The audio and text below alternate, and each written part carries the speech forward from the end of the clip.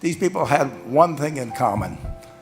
They knew they had it in themselves.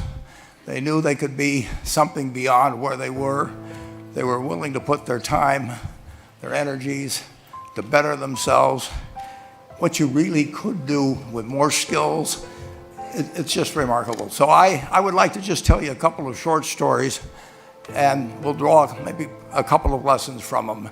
I would like to tell you of two women, each sold a business to Berkshire Hathaway, to me actually, for many, many, many millions of dollars. Both of them started with $2,500. By a coincidence, it was the exact same amount. It was everything they had in the world. And one of them was a woman who landed in Seattle in 1917, couldn't speak a word of English, had a tag around her neck. The tag said Fort Dodge, Iowa.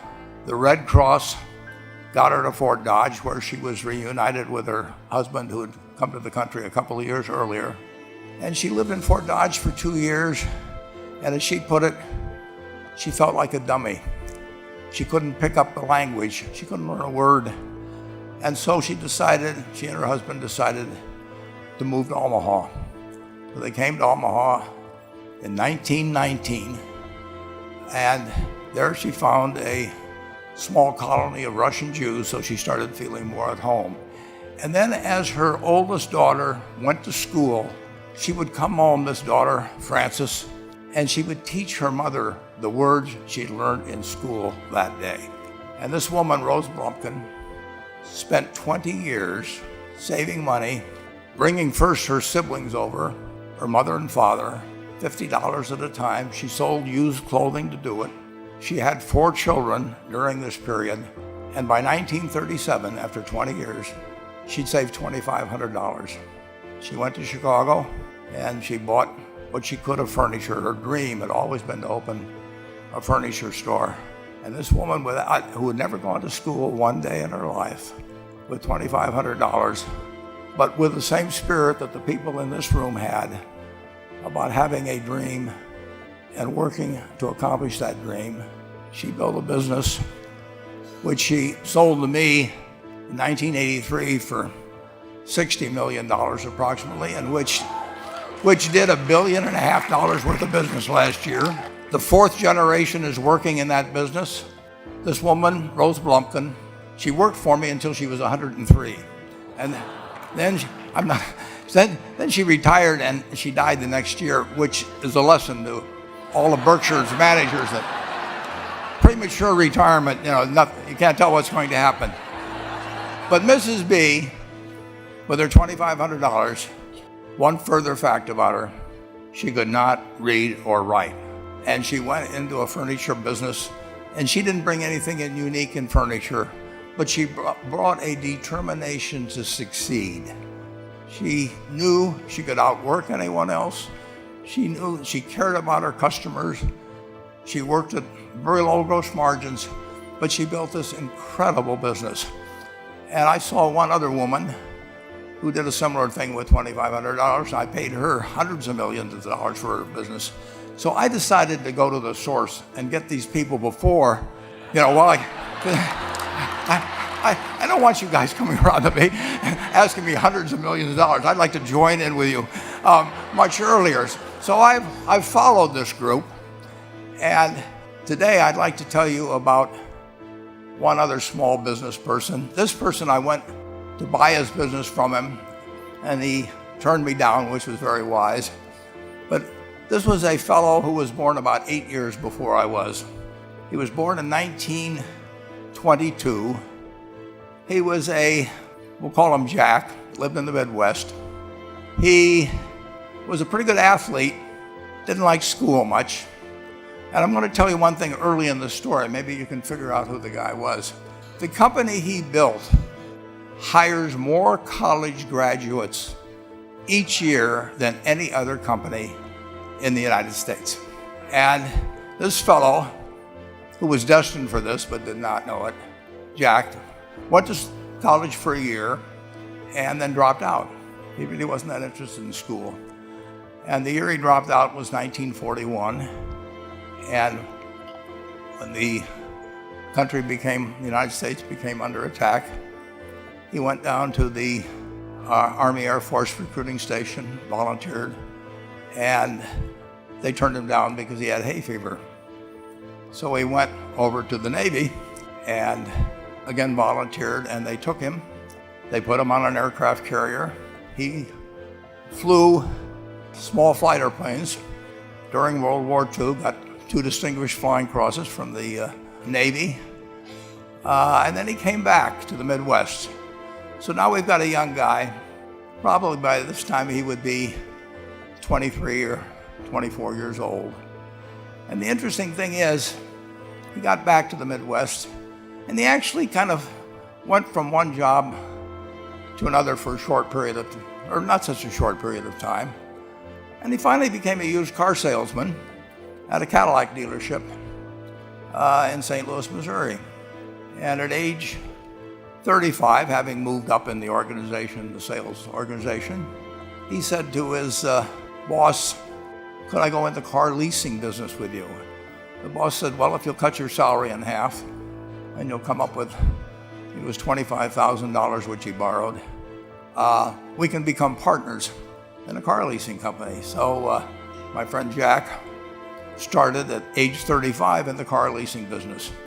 And he had 7 cars. It was pretty slow. In fact, one of the things he did was whenever the phone rang, he let it ring 3 or 4 times so people would think that he was very busy answering other phones. And of course, it was the only call he was going to get all day.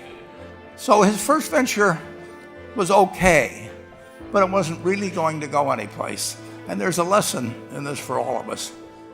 At age 40, he decided, with 17 vehicles, 17 cars, he was going to go into competition in the rent-a-car business. So now he's taking on Hertz and Avis and National and people like that who have hundreds and hundreds of thousands of cars.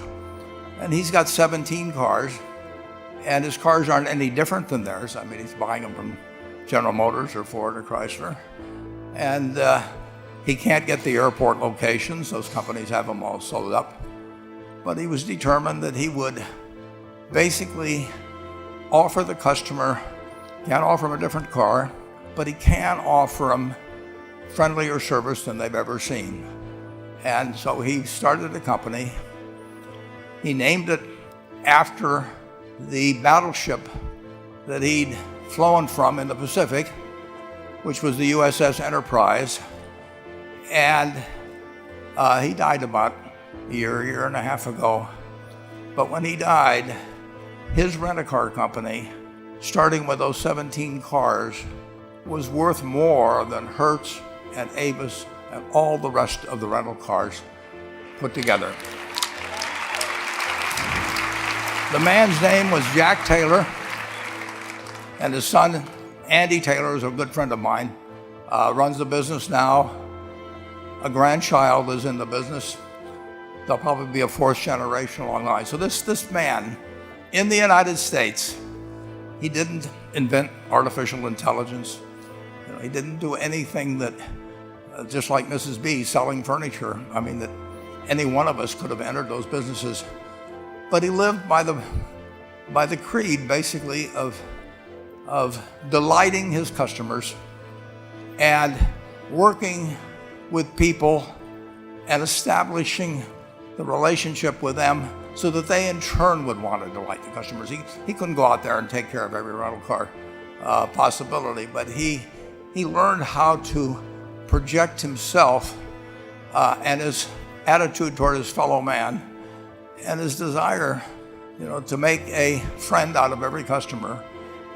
He managed to take very ordinary cars and turn them into this extraordinary business from virtually nothing. And it illustrates several points. One is, you don't necessarily get it right exactly right the first time. I mean, the car leasing business, basically you were competing on the cost of money to finance cars. And it's very hard to delight a customer when you just give them the car and tell them to send you a monthly check for 5 years and you'll be back at that time. So his talents were being wasted basically in that business. But at the age of 40, with all of that experience behind him. He found the golden key. He took a very ordinary business and turned it into an absolutely extraordinary operation, just like Mrs. B or Rose Bumpkin did with furniture. And he didn't worry about whether the Federal Reserve was going to tighten or ease. He didn't worry about whether the stock market was up or down yesterday. He didn't worry about the things he couldn't change, but he did focus on the one thing he could change, and that was the customer's experience. And I have seen the one that got away, Enterprise. I went down to Florida and tried to talk him into selling to Berkshire, and he was smart enough not to do it. Probably the value of the company has quadrupled since I made that visit. But he was smart enough to see that he would find that business. Henry Ford, as you may know, failed twice before he started the Ford Motor Company in 1903. I mean, the test isn't whether you get the greatest business idea in the world the first time out. The test is whether you keep learning as you go along what your strengths are and what you can do for your customers, what you can bring especially to the party. And to do that, you need the education that I know you've received through 10,000 small businesses, but you need a genuine desire day in, day out to delight the customer. I've never seen a business, and I've seen a lot of businesses, but I've never seen one that delights the customer that doesn't succeed. I mean, what you want is that customer the next day when they think, do I want to rent a car or do I want to buy some furniture? What goes through their mind? You know, it's the place where they've had a great experience. I don't know what I paid for this tie. Actually, probably if somebody gave it to me, but for the purposes of this speech, I will say I have no idea. But or the shirt I'm wearing, or this, but I do know I will remember how I was treated when I bought it. I mean, you long forget about the price, but you never forget whether you had a good experience or a poor experience with the purchase experience. And you'll have a hard time finding a person that's had a wonderful experience, a delighted experience in purchasing anything that isn't going to come back. And similarly, the memory is of rudeness, indifference, whatever it may be, they're never going to come back. And as a small business owner, and as you grow, you have to not only be able to project that interest in people's well-being, in delighting them yourself, but you have to do it through other people. And you won't be able to do it through people who themselves do not feel they're being fairly treated, that their views aren't appropriately considered. So you really do have to learn to multiply yourself through other people. And I advise the young people that come to Omaha. We have a number of classes. The key is to, certainly in terms of your personal life, the most important decision you'll make is the spouse that most of you will likely have. And it's very important to surround yourself with people that are better than you are. You are going to move in the direction of the people you associate with. So you constantly, I've been enormously lucky in that respect. I mean, I've just had teachers and friends and a spouse really was a better person than I was, and I had enough sense to learn from these people that life went better if you behaved better yourself. It took a while. So I advise you to seek out, as your partner in business, your partner in life, whatever it may be, look for the people that actually are examples to you rather than somebody that you think you need to straighten out yourself. And simple rules like that, delighting customers, working through other people, associating with people that will cause you to move in a better path than you might otherwise have, they will take you so far in life that it's hard to believe. I mean, they took Rose Blumpkin without being able to speak a word of English, and couldn't read or write, and they took her to what is now a $1.5 billion business. And incidentally, there's been no money put in it since the $2,500. That's been the total capital paid into the Nebraska Furniture Mart. And I think if you looked at Enterprise, I don't know their books the same way, but my guess is that very little equity capital has been added to Enterprise over the years. The business built on itself. So I want to tell you, I admire this group enormously. When I met Dr. Mello's class on September 22nd, 8 years ago, I was thrilled. And I admire people that are doing what you have done. Working hard at your job at the same time, you took on an added lot of hard work to further your skills. 99% graduate. I mean, it's a mind-blowing statistic. And I'm looking at 2,200 people here who I admire. I'm cheering for you, and I can tell you the best is yet to come. Thank you.